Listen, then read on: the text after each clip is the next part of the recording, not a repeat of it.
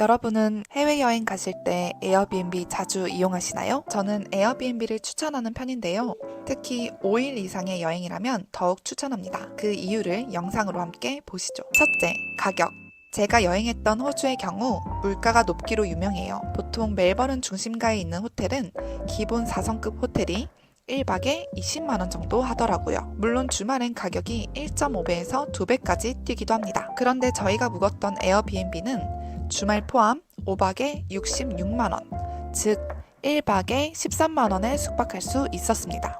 방 2개, 화장실 2개로 심지어 호텔보다 더 좋은 시설이었는데도 불구하고요. 여기서 여행 경비를 많이 세이브할 수 있었습니다. 그래서 호주나 미국, 유럽처럼 물가가 높은 나라에 여행 가신다면 에어비앤비를 먼저 찾아보시는 것을 추천합니다. 둘째, 세미 현지인. 에어비앤비와 호텔의 가장 큰 차이점은 취사시설이라고 볼 수 있는데요. 이게 현지인 느낌을 내기 참 좋습니다. 저희는 숙소 가까운 마켓에서 소고기와 버터를 사와서 매일 요리해서 먹었는데요. 친구랑 해외에서 자취하는 느낌도 나고 또 장을 봐서 숙소로 돌아오는 느낌이 현지인이 된 것 같아 재밌더라고요.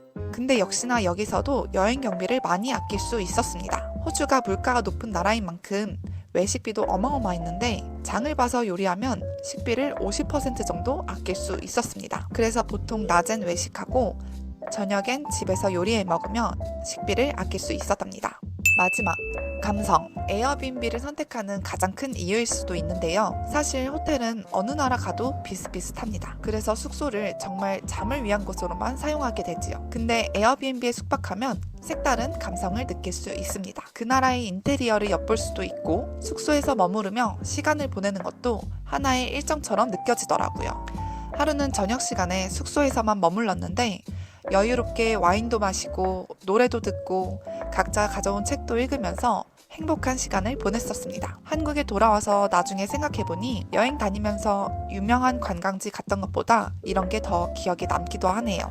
여러분들도 다음 여행에서는 그 나라의 감성을 듬뿍 담은 에어비앤비에서 묵어보시는 건 어떨까요? 물론 에어비앤비도 일찍 예약할수록 저렴하다는 것 시청해주셔서 감사합니다. 연태리비였습니다.